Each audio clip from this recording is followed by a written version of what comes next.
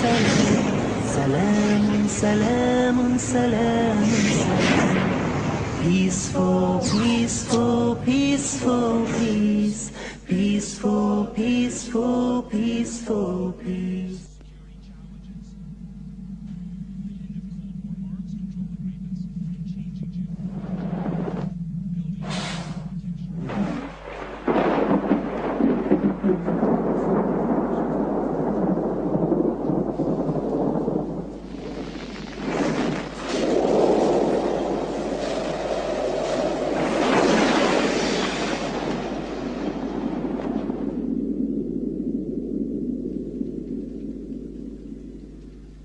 For the believer, we think, win, win.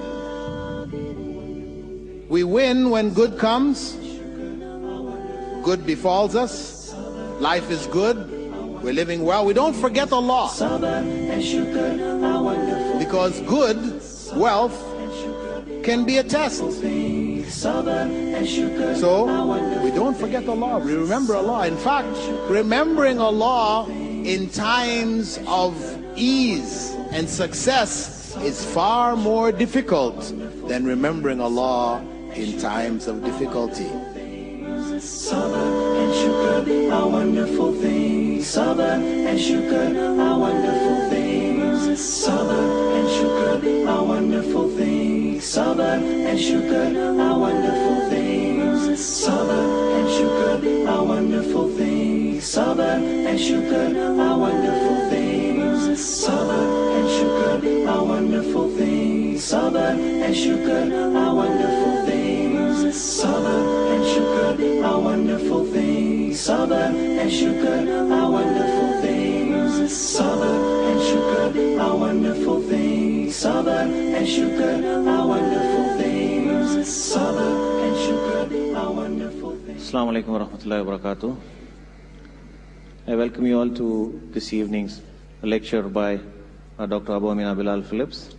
We are fortunate to have him here, and he will be speaking on the topic, Think Win-Win Motto of a Believer. I request Dr. Bilal Philips to deliver his speech, inshallah. Alhamdulillahi Rabbil Alameen, wassalatu wassalam ala Rasulil Kareem, wa ala ali wa ashabi, wa man istanna bi sunnati ila yawmiddin. All praise is due to Allah, and may Allah's peace and blessings be on the last Prophet Muhammad sallallahu alayhi wasallam, and on all those who follow the path of righteousness until the last day. Our topic this evening, Think Win-Win, motto of the believer. The principle of Think Win-Win is taken from the 7 habits of highly effective people, written by Stephen J. Covey. Habit number 4. However, his perspective was in looking at interpersonal relationships, how we deal with people. Whereas what I am looking at is the Islamic philosophy on human interaction with the world around us. It includes people, as well as the events in our lives, the circumstances in which we are born, etc. It's all inclusive, not restricted only to interpersonal relationships. But before going to look at that principle, win-win for the believer, let us look at the philosophy of the disbeliever, which will help us to understand more clearly the win-win philosophy of the believer. As we know in our declaration of faith, we say, La ilaha illallah. We deny the falsehood first of the false worshipping of false gods, and then we establish the worship of the true God. So let us look at the philosophy of the disbelievers with regards to life in general.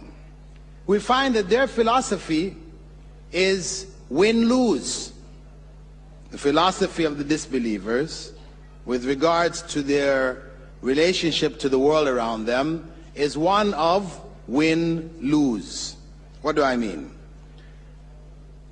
good luck, bad luck. Win, lose is equivalent to good luck, bad luck. Meaning, they say, if I have good luck, then I win.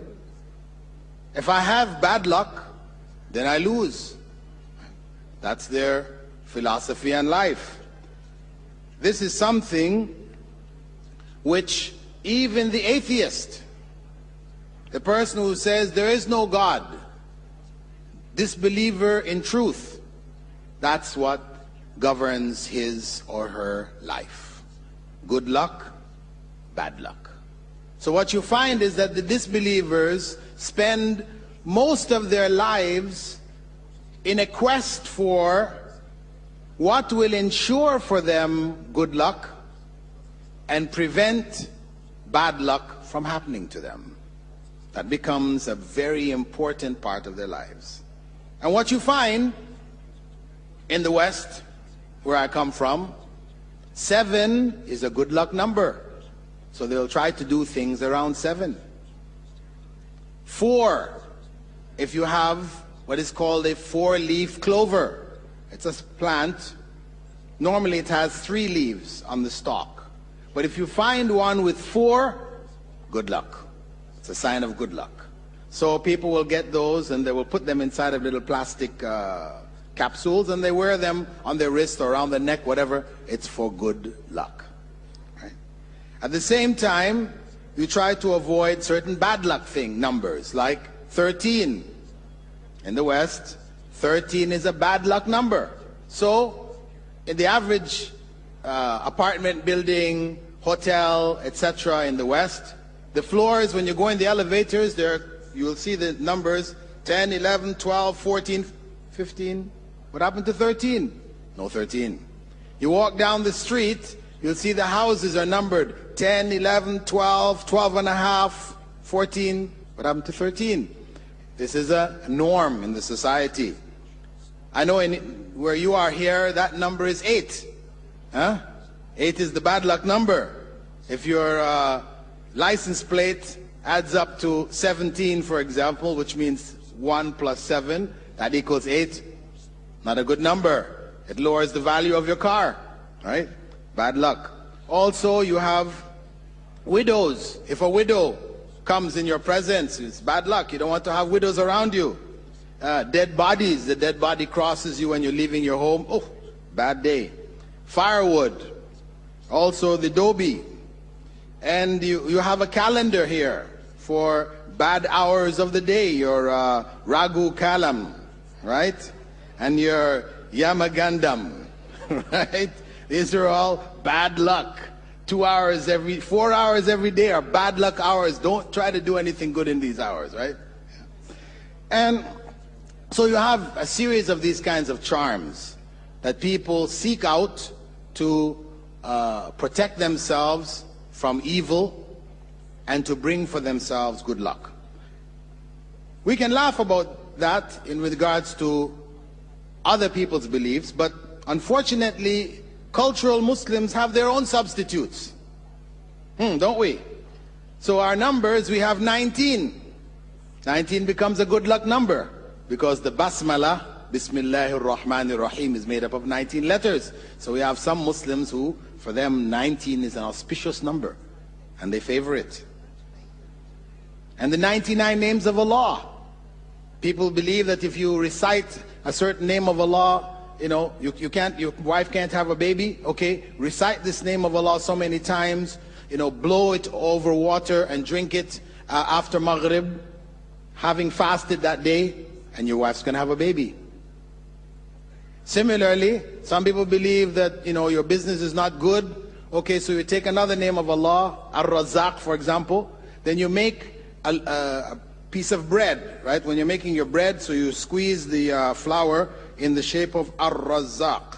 Then you cook it, right? You have a loaf of bread with Ar-Razzaq and you eat that. Inshallah, you're going to be successful. What is this? This is charms, amulets, turning the names of Allah into good luck charms, which has no basis from the Sunnah of Rasulullah sallallahu alaihi wasallam. Also, we have miniature Qur'ans. Qur'ans that are made 1 inch by 1 inch, by 1 inch thick. People discover them and boast about how they have the smallest Quran in the world. What is this Quran good for? You put it in a locket, you wear it around your neck, believing that it's going to protect you from evil. So we turn the Quran into a good luck charm. Because that Quran is not for reading. You open it up, the letters are so small you would need a magnifying glass, a microscope actually, to read what is written on there. So this is the way in general of the disbelievers in general, as well as poor or weak believers, cultural Muslims, Muslims who live by custom and tradition and not according to the Quran and the Sunnah. The Quran and the Sunnah as it was understood by the Sahaba.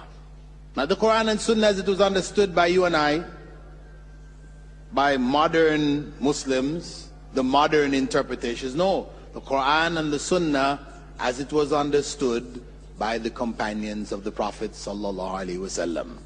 They best understood it. So, if we leave now the disbeliever understanding of win-lose and we come over to the Islamic understanding, the Islamic philosophy of win-win, it is based on the Islamic worldview that this world is fundamentally a test. This world is fundamentally a test for human beings.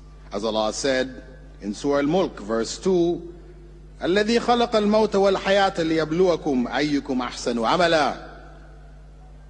The one who created death and life in order to test which of you is best in deeds.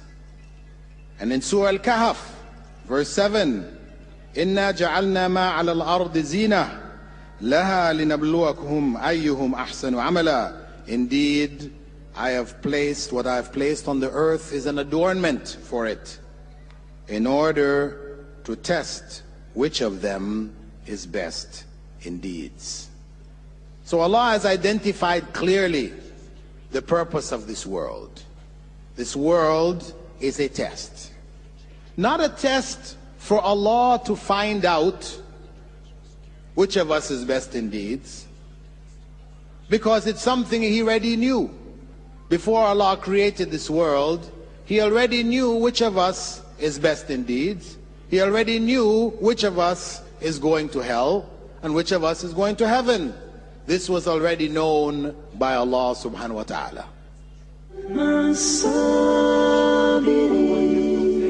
Ramadan beckons us to give our zakat, an important fard and a pillar of Islam.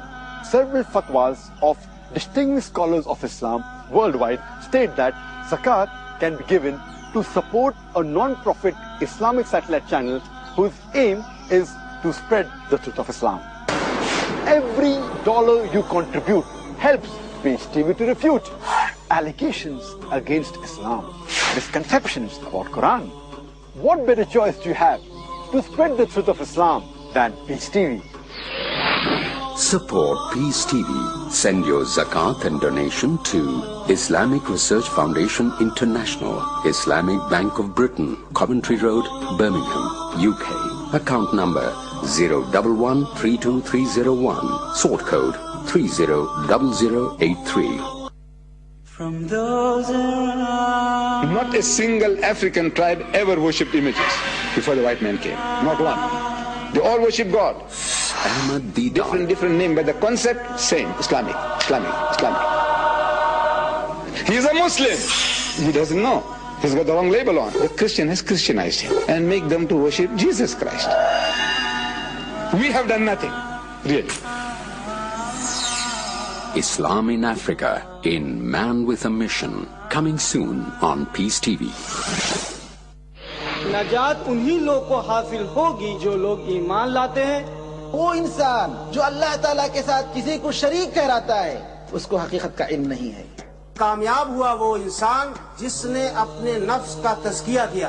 वो खाना जिसके ऊपर गैरुल्लाह का नाम लिया हो वो खाना हराम है। ज़कात ये इंसान के माल को पाक और साफ करता है। नमाज बेहयाइयों और मुनकर से रोकती है। गुलशने ईमान हर पीर, बुध और जुमा शाम 6 बजे यूके में और शाम 7 बजे यूरोप में पीस टीवी पर।